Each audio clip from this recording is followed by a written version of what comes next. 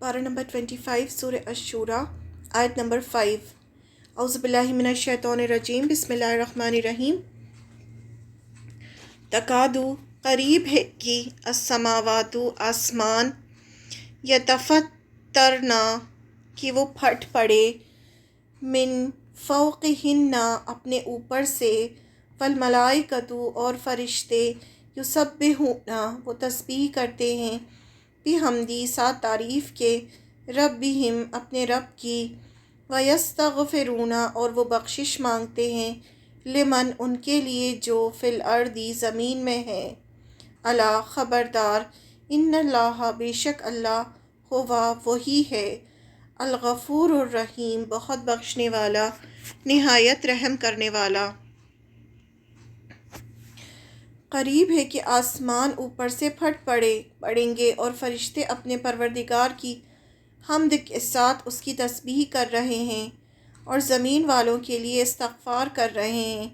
یاد رکھو کہ اللہ ہی ہے جو بہت بخشنے والا، بڑا مہربان ہے۔ آیت کا پہلا حصہ، قریب ہے کہ آسمان اوپر سے پھٹ پڑیں گے، ایسا کیوں کہا اللہ نے؟ اللہ کی عظمت، ہیبت اور جلال کی وجہ سے آسمان چرچرا رہا ہے۔ اس پر کوئی جگہ ایسی جگہ خالی نہیں جہاں کوئی فرشتہ اللہ کی عبادت نہ کر رہا ہو، سجدے میں نہ ہو۔ فرشتے اللہ کی عظمت کو پہچانتے ہیں، اس لیے وہ اس کی حمد کے ساتھ تسبیح کر رہے ہیں، اور ہر وقت ان کی جو فرشتوں کی ڈائٹ جو ہوتی ہے وہ تسبیح ہی ہوتی ہے، ان کو تسبیح سے ہی انرجی ملتی ہے۔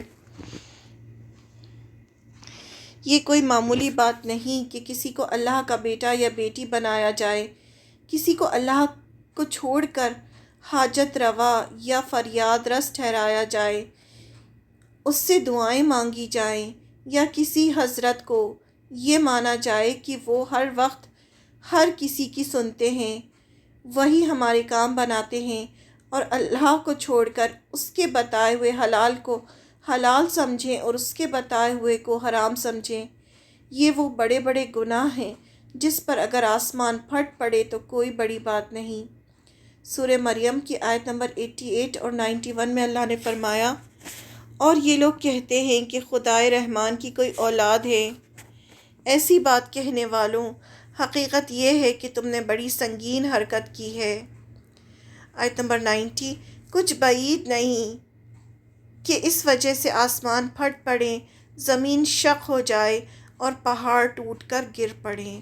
یعنی یہ اتنی بڑی بات ہے کہ اس کی وجہ سے آسمان پھٹ جائے، زمین شق ہو جائے، پہاڑ ٹوٹ کر گر جائیں، کہ کوئی کہے کہ خدائے رحمان کی کوئی اولاد ہے۔ یعنی یہ اتنا بڑا گناہ ہے، اور فرشتے اپنے پروردگار کی حمد کے ساتھ اس کی تسبیح کر رہے ہیں، اور انسان جو خود کو بڑی چیز سمجھتا ہے اور اللہ کی عظمت کو نہیں پہچانتا، اس کی عبادت کا حق ادا نہیں کرتا۔ لیکن جس کو یہ سمجھ آ جائے کہ اللہ العلی الکبیر ہے، تو ہو نہیں سکتا کہ اس کا دل اللہ کی ہیبت سے کانپ نہ جائے، اس کے منہ سے اللہ کا ذکر جاری نہ ہو، اور وہ اپنے گناہوں کے لیے اللہ سے معافی نہ مانگے۔ یعنی ہمیں اللہ کی عظمت کا ہی پتہ نہیں ہے، اس وجہ سے ہم گناہوں میں آگے بڑھتے ہیں۔ سورہ نحل آیت نمبر 49 اور 50 میں فرمایا اللہ نے، اور آسمانوں اور زمین میں جتنے جاندار ہیں وہ اور سارے فرشتے اللہ ہی کو سجدہ کرتے ہیں، اور وہ ذرا تکبر نہیں کرتے، کیونکہ سب جتنے بھی کائنات کی ہر چیز اللہ کو سجدہ کرتی ہے، اللہ کا ذکر کرتی ہے، لیکن ہم ان کی تسبیح کو نہیں سمجھ سکتے۔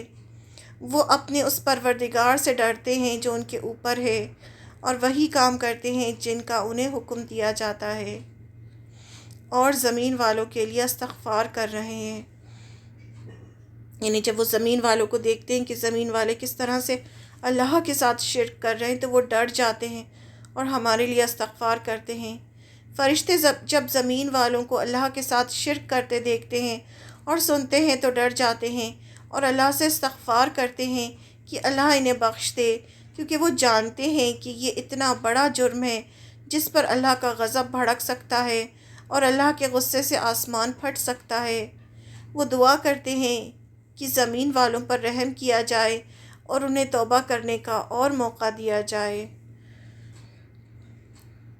یاد رکھو کہ اللہ ہی ہے جو بہت بخشنے والا بڑا مہربان ہے۔ اگر وہ غفور الرحیم نہ ہو تو کوئی چیز زمین پر اس کی نافرمانی کر کے نہ بچے، لیکن وہ نافرمانی کے بعد بھی سب کو مہلت دیے جاتا ہے۔ اللہ نے ہر ایک کا وقت رکھا ہے اور وہ اس وقت تک مہلت دیتا ہے چاہے تو بندہ توبہ کر لے یا گناہوں میں بڑھتے بڑھتے جہنم کا مستحق بن جائے۔ یعنی یہ اتنے بڑے بڑے گناہ ہیں جس کی وجہ سے فرشتے اللہ تعالیٰ سے معافی مانگتے ہیں زمین والوں کے لیے، اور پھر یاد دلایا گیا کہ دیکھو اللہ بہت بخشنے والا بڑا مہربان ہے۔ یعنی اگر کوئی غلطی ہو گئی ہو تو ابھی بھی اللہ سے مغفرت کی دعا کر لو۔ اللہ غفور الرحیم ہے، وہ سارے گناہ بخش سکتا ہے، اور اس کی طرف پلٹ آؤ۔